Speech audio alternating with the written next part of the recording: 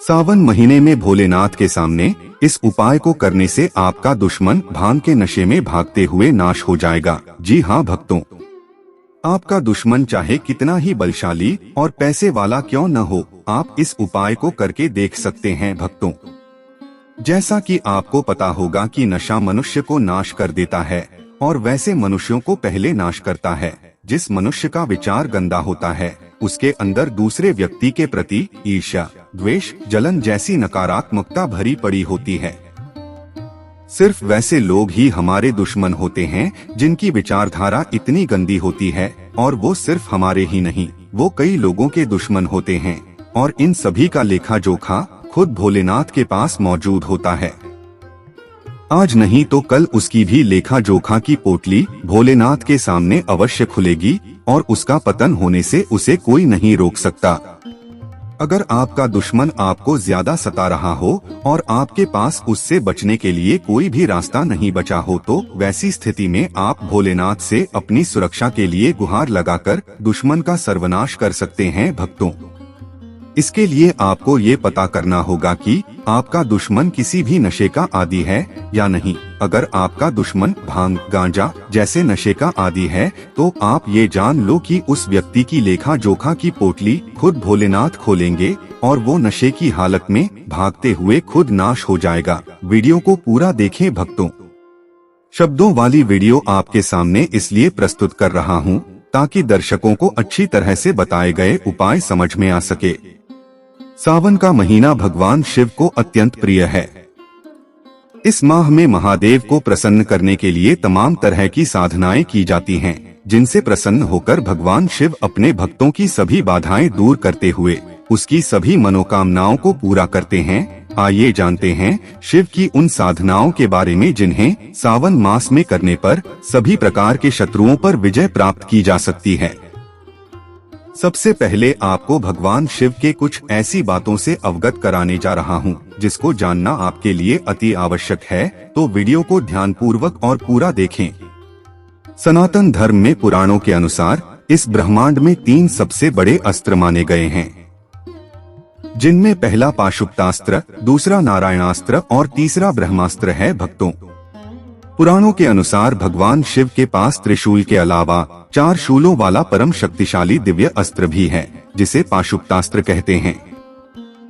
महाभारत के युद्ध में विजय की कामना करते हुए अर्जुन ने भगवान शिव की कठिन तपस्या करके इस पाशुपतास्त्र को प्राप्त किया था।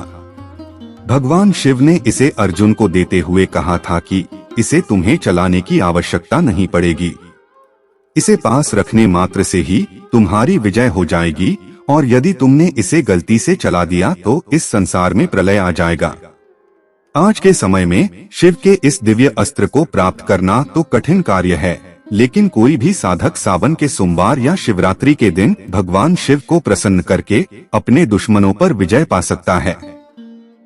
शिव के इस चमत्कारी शूलास्त्र यानी पाशुपतास्त्र की साधना करने से सभी कष्टों से मुक्ति मिल जाती है। इस साधना को महाशिवरात्रि के पावन अवसर पर या सोमवार के दिन किसी योग्य गुरु के सानिध्य में रहकर पूरी विधि विधान से करें। यदि इस साधना को कर पाने में असमर्थ हो तो महाशिवरात्रि के दिन पाशुपतास्त्र स्तोत्र का पाठ करें। भगवान शिव को समर्पित यह पाठ चारों दिशा से विजय दिलाता है। अगर आप इस पाठ को भी करने में असमर्थ हैं, तो किसी योग्य ब्राह्मण से आप दक्षिणा देकर इस पाठ को करा सकते हैं, क्योंकि ये साधना और पाठ बिना पूरा दिशा निर्देश लिए कर पाना मुश्किल होगा। सनातन परंपरा में भगवान शिव की ये साधना कल्याणकारी माना गया है। शिव के तमाम स्वरूपों में महाकाल की साधना सभी प्रकार की सिद्धि और मृत्यु के भय को दूर करने वाली साधना है। भगवान महाकाल की पूजा अर्चना करने से सभी प्रकार की संकट टल जाता है और शत्रुओं का नाश होता है। महाकाल की साधना सावन के महीने में आप सोमवार या शिवरात्रि के दिन उत्तर दिशा की ओर मुख करके पूजन करें। महाकाल की जाने वाली विशेष साधना मृत्यु शैया पर पड़े व्यक्ति को भी जीवन प्रदान कर देती है। भगवान शिवजी के इस दिव्य साधना को भगवान श्री राम ने लंका विजय होने से पूर्व किया था। इसी साधना के वजह से प्रभु श्री राम ने अपने दुश्मन रावण का अंत कर विजय प्राप्त की थी। इस साधना को सावन के किसी भी दिन प्रदोष काल में और विशेष रूप से सावन के सोमवार या शिवरात्रि के दिन करें। इस साधना को करने के लिए किसी अनुभवी पुरोहित के सानिध्य में रहकर करें।